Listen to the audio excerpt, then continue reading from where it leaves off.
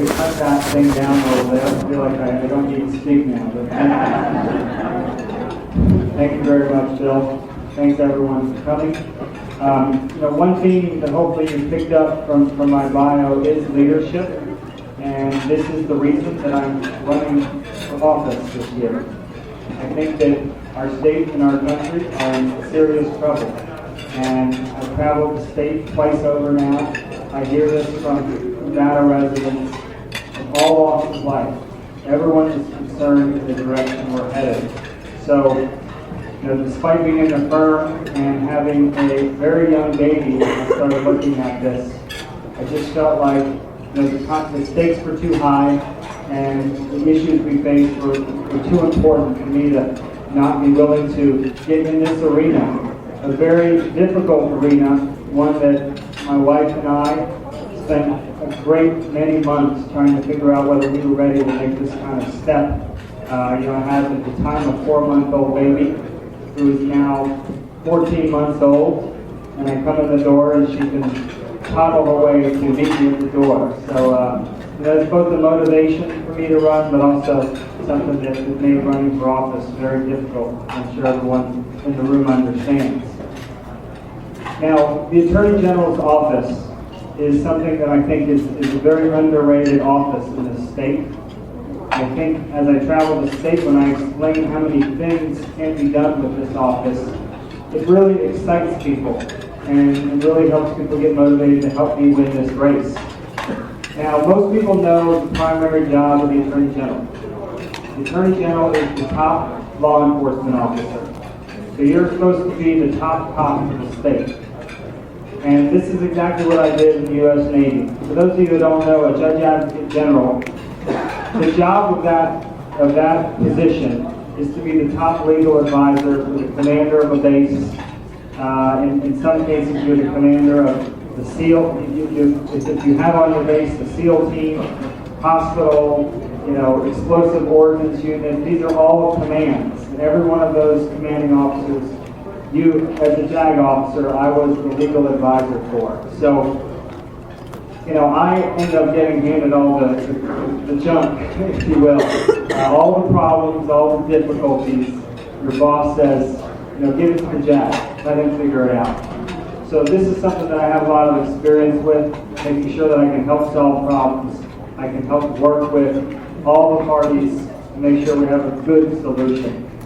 Now the other job that you have to do as an Attorney General, that I also did as a Judge Advocate General, is you need to be the top prosecutor and the top law enforcement officer of a base or a military community. And as you can imagine, a lot of you may not know, but these military communities have all the same legal problems that we have in our greater communities. We have all the crime problems, we have all the drug problems, and unfortunately I had to prosecute cases for child solicitation. We certainly have sexual assault, rape, you name it. Yes, the military is certainly better as a percentage than the average community, but we have all the same problems. So this is something I had to do in the military. I had to work with that 19-year-old at the gate that, a major incident at 2 a.m., I had the duty phone, and I got the call. Sir, we've got this problem. What are we supposed to do to fix this situation? And so I've had to work with law enforcement. I'm comfortable working with law enforcement. And this is what I need to do as an Attorney General. We have 17 different sheriffs and 17 DAs in this state. And while Clark County obviously is the largest, as the Attorney General, you need to make sure you are receptive to everything that's going on at the community level in this state. So it's something I'm excited about. I look forward to working with our communities to make sure that not only are we responding to the problems we have, but ideally, if you are engaged enough as an Attorney General, you are in front of all the problems. So one problem, for example, that many of you may be reading about is the rise of heroin in our communities. And I suspect, a chunk of people in this room have been touched by this, either their families or friends. But this is a serious growing trend around our country and in Nevada. Now this is an example where the Attorney General can work with every local law enforcement community and make sure they have the tools they need to be in front of this. So we don't wake up and we have an epidemic where we have all of our teenage kids that are wrapped into one of the most addictive drugs there is ever been invented. So this is an example of what I plan to do as the top law enforcement officer of the state. I plan on working to make our communities safer, and there are many problems that we have. And the current Attorney General has done a good job on the things she's focused on, and our law enforcement does a good job of what it focuses on. But we are a growing population, and we have ever-new problems. And those are the things that I want to work on as Attorney General. So most of you are familiar with that main component of the Attorney General. But I think what most people are not familiar with is that the Attorney General should be the top legal officer for the state as well, the top defender of Nevada. And there is no question today that we wake up and nearly every single day, President Obama and this administration is doing actions from the federal government, from all of his administrative agencies that are greatly impacting Nevada. And we push back, we try, we have elected representatives that fight some of these administrative actions. But one thing the Attorney General can do is we can sue the federal government. And it's something that we need to get into business to do that.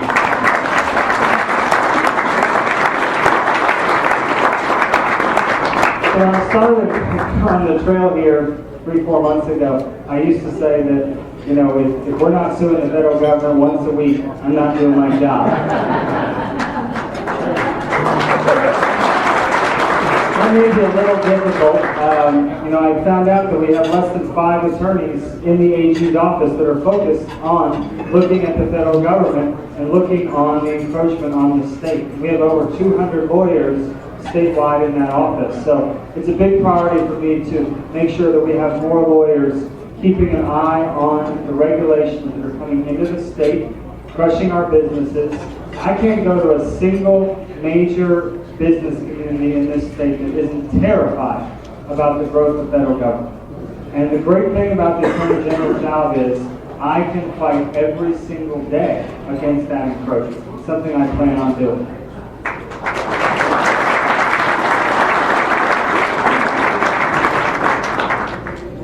So unfortunately, you know, I use Obamacare as one very easy example.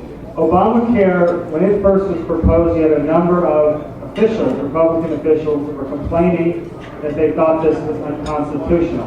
How many people remember that at the very beginning? And what were we told when we complained, when we asked the simple question, where is the constitutional authority to put this giant nationalized healthcare program on America? Well, we know what Nancy Pelosi said. What did she say? Before she said, you got to vote for it before you find out what's in it, she said, are you kidding me? Are you kidding me? She was appalled that anyone would even challenge that the federal government had unlimited authority. Well, I think we in Nevada know that this state would not exist if it were not for states being able to make their way and decide their own destiny. And this is something that's not a partisan issue. It's not a Republican issue, it's not a Democrat issue. The job of the Attorney General is to defend the state. If the regulation is coming in and it's hurting our state, you must do everything you can to stop that regulation. And it's something, again, that I want to focus on.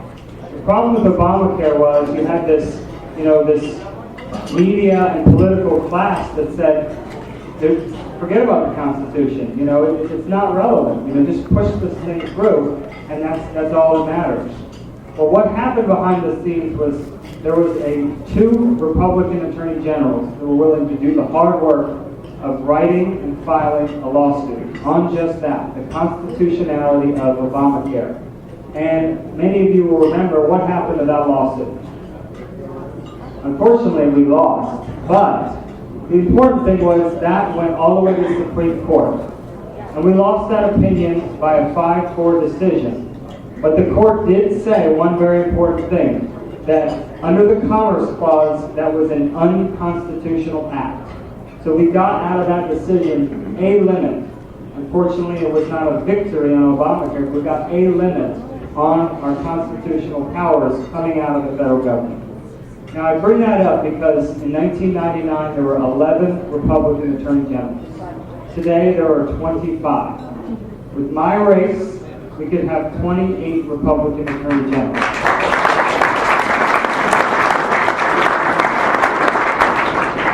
Now, I don't think that's an accident.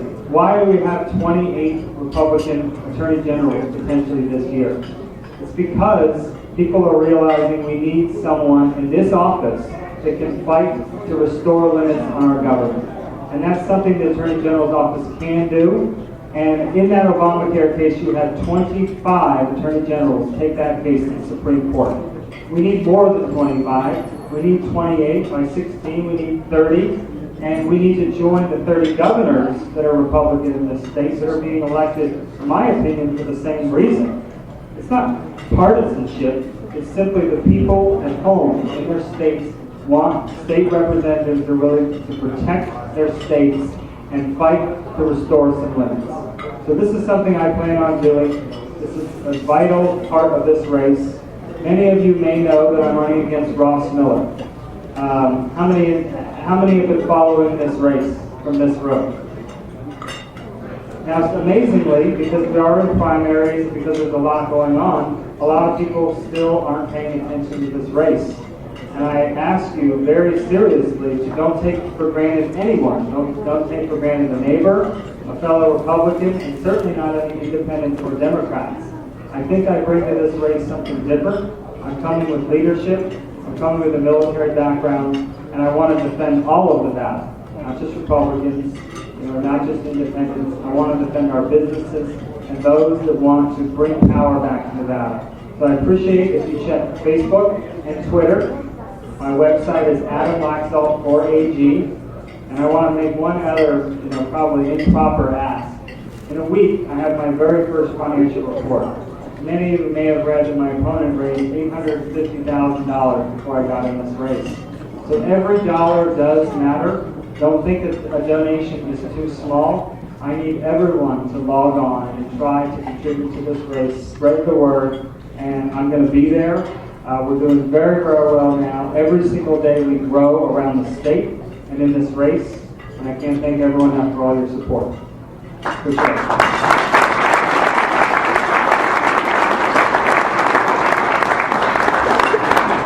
Thank you, Adam.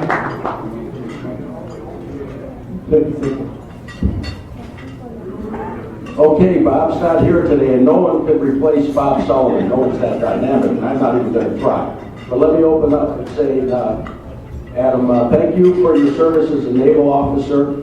I too was a naval officer, and the man to your left, it was 40 years ago, he was my instructor pilot as a naval officer. I guess it's Navy Day here. We have an opening question, speaking of military veterans. Adam, could you agree to use the Attorney General position to help defend the rights of Nevada veterans who may have been mistreated by the VA healthcare system, especially the senior elderly veterans? Absolutely. I believe that I'm the only veteran running for statewide office. And, unless you've served, you have a hard time understanding the veteran community fully. That's not to say that we don't have a lot of officials that work very hard to do that. But I plan to be a voice for veterans. I think that if you are one of the top constitutional officers in the state, it's your job to use your time, your energy, and your office to the extent you can to try to help our veterans, help them with the range of issues they face around the state right now. And I plan on being a voice. I'm just getting a flag that Dan Swartz is also a former veteran. I forgot about that. But anyway, it's just very important that we have people that know the language, that know the problems, and that can actually get in the trenches, pardon the pun, and try to fight for veterans. Okay. In 1996, Nevada voters repealed the disclaimer clause. What would you do to carry out the will of the voters? Well, I'm not familiar with the disclaimer clause, but in general, this is an easy answer. Increasingly, state attorney generals, have become increasingly political. I think they're getting their cues from Attorney General Holder, who has been arguably one of the most runaway attorney generals in the history of America.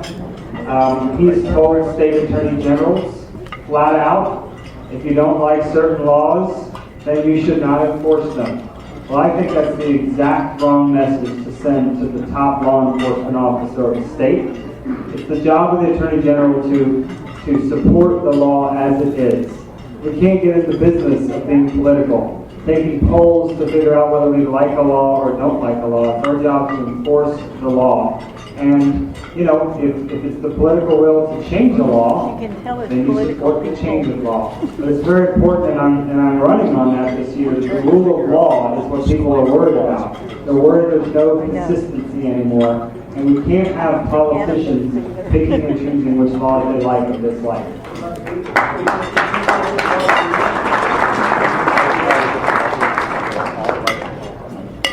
Adam, are you familiar with American Lands Council to promote public lands transfer to the state? Generally. Okay, maybe you can enlighten somebody who asked that question. Anything to add to that? No, I assume that where that person's going is just the importance of our lands in Nevada, and I think that it's clear that Nevada needs to work harder to get back as much of our land as we can.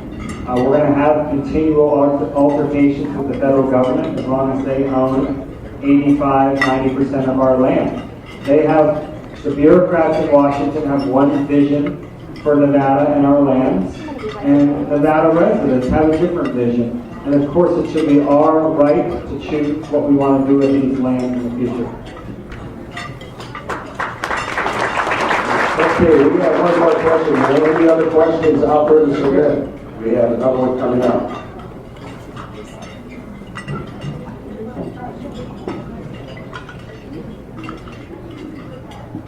Adam, what is your opinion of the voter ID laws?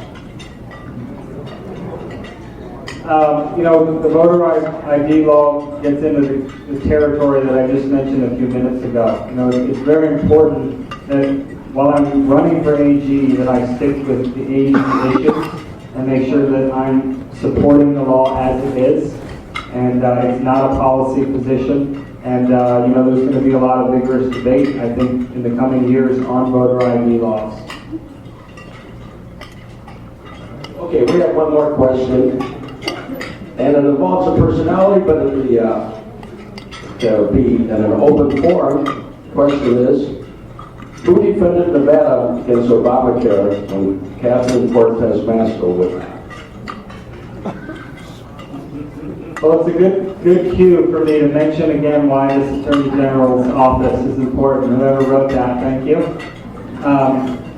So when Obamacare came down the pipe, we had a Republican governor that absolutely wanted to join the fight against Obamacare and ordered the Attorney General to file suit for Nevada. The Attorney General refused to do that, and arguably didn't have the authority to do that. But it created this terrible situation where you had a state and a governor that wanted to fight against something as important as Obamacare, and as a result, had to go find outside counsel who was willing to defend the state of Nevada. And it's just a very unfortunate thing. We can't have that in the future. I suspect if the trend continues, we wake up and nearly every day I have to change my talk, because nearly every day the administration is doing something else that is unconstitutional, or at least very, very much out of the normal range of powers that they have. So it's very urgent for the final few years of this administration, when we have an Attorney General here in Nevada that's willing to join every one of these fights that are greatly impacting our state. Thank you.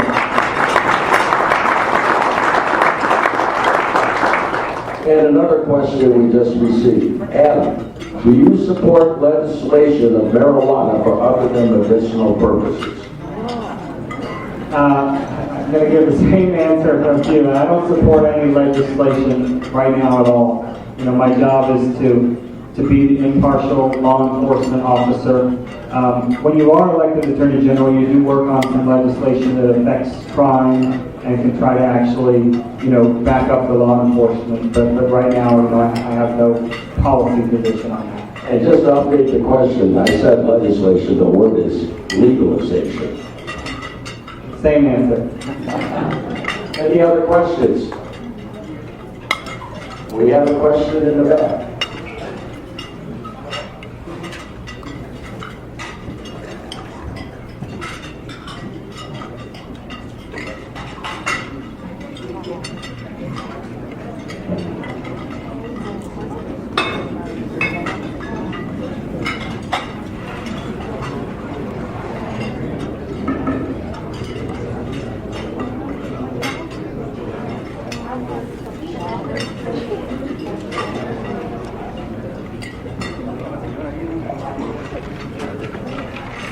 And what is your opinion of the 30 governors who are trying to form the constitutional amendment? I assume you're talking about the Constitutional Convention. Yes. You know, I think that's a very, very tough issue. I am a huge believer in our constitutional system, and I think what happened at our framing was miraculous. To be able to forward the country out of where we were and create the Constitution that we created is the reason we are America. I am just as frustrated as probably many in this room that our Constitution keeps getting eroded. But as far as the talk about basically opening it up to rewrite the entire Constitution, you know, my great fear is we'd be worse off and end up with no Constitution to protect our rights. So it's something I'd be very hesitant to support.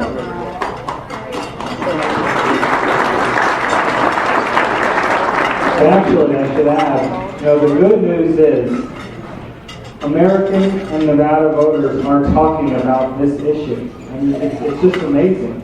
When you ask people what they're worried about, they're saying the Constitution. They're saying they're worried about the future of America, and they put those two together. And I think those two are inextricably tied.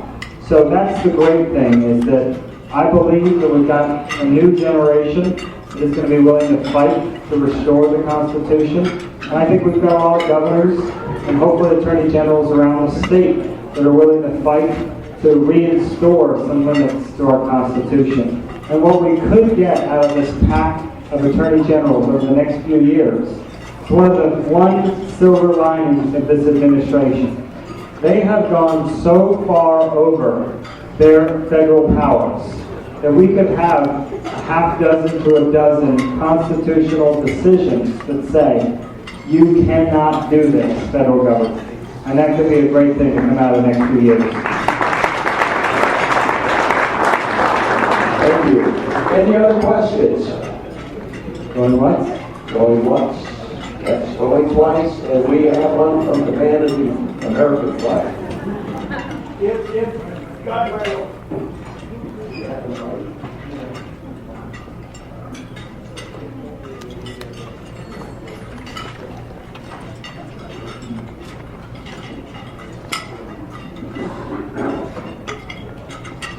If there was a Democrat governor that was elected, would you be willing to reject a law that a Democratic governor signed that you thought was unethical?